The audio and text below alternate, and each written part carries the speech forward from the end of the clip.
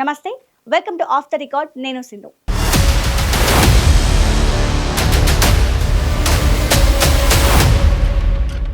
అక్కడ ఆ పార్టీ నేతలు చాలా మంది ఉన్నారు. ప్రత్యేకంగా ఆఫీసులు కూడా పెట్టుకొని కార్యక్రమాలు చేశారు. అది ఎన్నికల ముందు మాట. ఆనాడు గంపెడు మంది సీట్ల కోసం ట్రై చేశారు. కానీ పొత్తులో భాగంగా ఆ సీటు వేరే పార్టీకి వెళ్ళింది. దీంతో నేతలంతా చెల్లా చెదురయ్యారు. సొంత పార్టీ కార్యాలయాలు ఎత్తేశారు. ఇది కొత్తగూడెం నియోజకవర్గ కాంగ్రెస్ పరిస్థితి.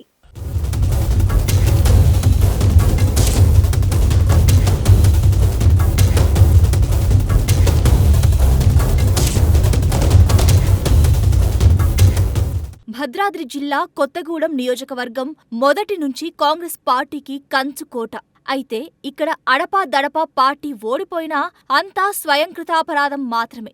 ఎన్నికల సమయంలో కాంగ్రెస్, సిపిఐ మధ్య పొత్తు వచ్చిందంటే చాలు ఇక్కడ హస్తం పార్టీ టికెట్ మీద ఆశలు వదులుకోవాల్సిందే. మొన్నటి ఎన్నికల్లో కూడా అదే జరిగింది. కాంగ్రెస్, సిపిఐ పొత్తులో భాగంగా సిపిఐకి సీటు దక్కించుకుంది. దీంతో ఇక్కడ కాంగ్రెస్ క్యాడర్ సిపిఐని గెలిపించింది. ఆ తరువాత కొత్తగూడెం నియోజకవర్గంలో పట్టు సాధించేందుకు సిపిఐ పావులు కలుపుతోంది. ఇప్పుడు స్థానిక సంస్థల ఎన్నికల్లో తమ ఆధిపత్యం కొనసాగేలా సిపిఐ పావులు కలుపుతుందట. దీంతో నియోజకవర్గ కాంగ్రెస్ పెద్దలు టెన్షన్ పడుతున్నట్లు తెలుస్తోంది.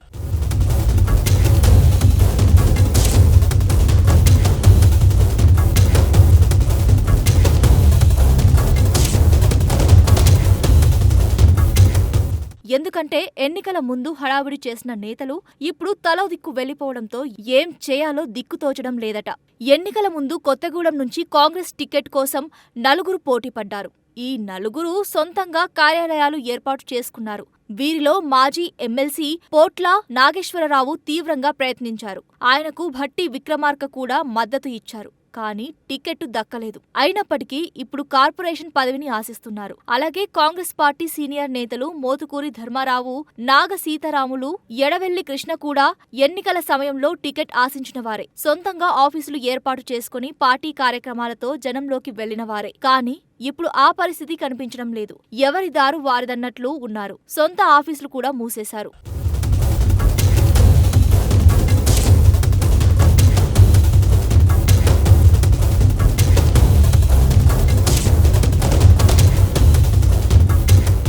ఇప్పుడు కొత్తగూడెంలో కేవలం డీసీసీ కార్యాలయం మాత్రమే అందరికీ దిక్కు అయింది. ఎన్నికల ముందు డీసీసీ కార్యాలయంతో పాటు 4 కాంగ్రెస్ పార్టీ కార్యాలయాలు జనంతో కలకలలాడాయి. డీసీసీ ఆఫీస్కు ఎవరు ఎప్పుడు వస్తారో అర్థం కాని పరిస్థితి ఉంది. అడపాదడపా మాత్రమే అందరూ డీసీసీ కార్యాలయానికి వస్తున్నారట. కొసమెరుపు ఏంటంటే ఎన్నికల ముందు కలెక్టర్ కార్యాలయం ముందు బస్టాండ్ సెంటర్ దగ్గర ధర్నాకు కాంగ్రెస్ పార్టీ పిలుపిస్తే 4 టెంట్లు వేసి నిరసనలకు దిగేవారు. కానీ ఇప్పుడు ఆ జోష్ మాత్రం కనిపించడం లేదు. మళ్లీ ఎన్నికలు వచ్చినప్పుడు చూసుకుందామని కొత్తగూడెం కాంగ్రెస్ నేతలు భావిస్తున్నారట.